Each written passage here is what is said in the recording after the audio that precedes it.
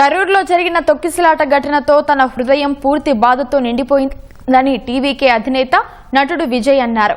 తన జీవితంలో ఎప్పుడూ ఇలాంటి పరిస్థితులు ఎదుర్కోలేదన్నారు. తన మనసు శరీరం పూర్తిగా బాధతో నిండిపోయినట్లు చెప్పారు. ఈ ఘటనలో తమ తప్పిదమేమీ లేకపోయినా తమకు వ్యతిరేకంగా ఎఫ్ఐఆర్ నమోదు చేశారని విమర్శించారు. టీవీకే అధినేత నటుడు విజయ్ ఓ వీడియో సందేశంలో ఈ మేరకు పేర్కొన్నారు. త్వరలోనే నిజానిజాలు బయటకు వస్తాయన్నారు. ప్రజల ప్రేమకు ఎల్లప్పుడూ రుణపడి ఉంటానని విజయ్ అన్నారు. ఇటీవల కరూరులో జరిగిన టీవీకే ప్రచార ర్యాలీ సందర్భంగా తొక్కిసలాట జరిగి 41 మంది మృతి చెందారు. మరికొందరు గాయపడ్డారు. ఈ ఘటనపై తమిళనాడులో తీవ్ర రాజకీయ దుమారం రేగుతోంది.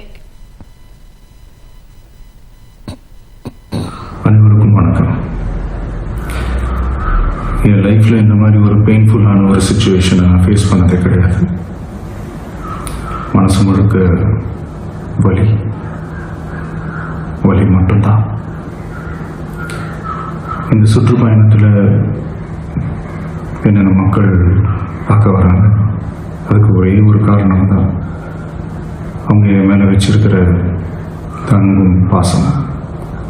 அந்த அன்புக்கும் பாசத்துக்கும் நான் எப்பவும் கடமைப்பட்டிருக்கிறேன். அதனால தான் இந்த சுற்றுப்பயணத்தில் மற்ற எல்லா விஷயங்களையும் தாண்டி மக்களுடைய சேஃப்டி, அதில் எந்த காம்ப்ரமைஸும் பண்ணிடக்கூடாதுன்றதுக்காக தான் அது என் மனசில் ரொம்ப ஆழமாக இருக்கும் அந்த எண்ணம்.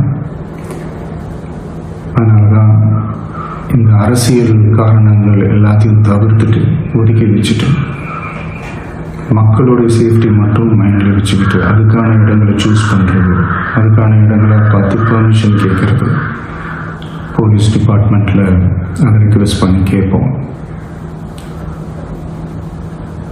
ஆனால் நடக்கக்கூடாதது நடந்துருச்சு. நான் மனுஷன் தானே. அந்த நேரத்தில் அத்தனை பேர் பாதிக்கப்பட்டு இருக்கும்போது எப்படி அந்த ஊரை விட்டுட்டு என்னால் கிளம்பி வர முடியும்? நான் திரும்ப அங்கே போகணும்னு இருந்துச்சுன்னா அது ஒரு காரணம் காட்டி அங்கே வேறு சில பதட்டமான சுச்சுவேஷன்ஸ், வேறு சில அசம்பாவிதங்கள் அந்த மாதிரி எதுவும் நடந்துடக்கூடாதுன்றதுக்காக தான் நான் அவாய்ட் பண்ணேன். இந்த நேரத்தில் சொந்தங்களை இழந்து தவிக்கிற அத்தனை குடும்பங்களுக்கும் என்னுடைய ஆழ்ந்த இரங்கலை தெரிவிச்சுக்கிறேன். எனக்கு தெரியும், என்ன சொன்னாலும் இது ஈடையாகாதுன்னு எனக்கு தெரியும். ஹாஸ்பிட்டலில் ட்ரீட் பண்ணிகிட்ருக்கிற எல்லாருமே சீக்கிரமாக க்யூர் ஆகி வரணுன்றதை இந்த நேரத்தில் நான் வேண்டிக்கிறேன். கூடிய சீக்கிரமே உங்கள் எல்லாரையும் நான் சந்திக்கிறேன். இந்த நேரத்தில் எங்களுடைய வலிகளை, எங்களுடைய நிலைமையை புரிஞ்சுக்கிட்டு எங்களுக்காக பேசின அரசியல் கட்சிகளை சார்ந்த நண்பர்கள், தலைவர்கள் அனைவருக்கும் என்னுடைய நன்றியை தெரிவிச்சுக்கிறேன். கிட்டத்தட்ட ஒரு 5 மாவட்டத்துக்கு பிரச்சாரத்துக்கு போனோம். இந்த மாதிரி எதுவுமே நடக்கல. ஆனால் கரூரில் மட்டும் ஏன் எப்படி நடக்குது, எப்படி நடக்குது? மக்களுக்கு எல்லா உண்மையும் தெரியும். மக்கள் எல்லாத்தையும் பார்த்துக்கிட்டு இருக்கிறாங்க. கரூரை சேர்ந்த அந்த மக்கள் அந்த உண்மையெல்லாம் வெளியில் சொல்லும்போது எனக்கு கடவுளே நேரில் வந்து இறங்கி அந்த உண்மைகள்லாம் சொல்கிற மாதிரி எனக்கு தோணுச்சு. சீக்கிரமே எல்லா உண்மைகளும் வெளியில் வரும்.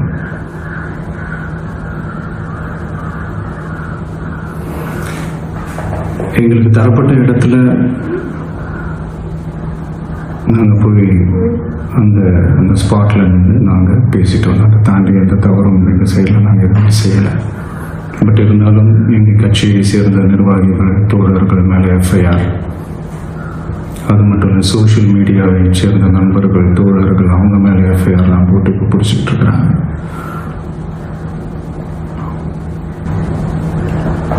சிஎம் சார், உங்களுக்கு ஏதாவது இந்த பழி வாங்கணும் அப்படின்ற எண்ணம் ஏதாவது இருந்துச்சுன்னா என்ன வேணாலும் பண்ணுங்க. அவங்க மேலே கை வைக்காதீங்க.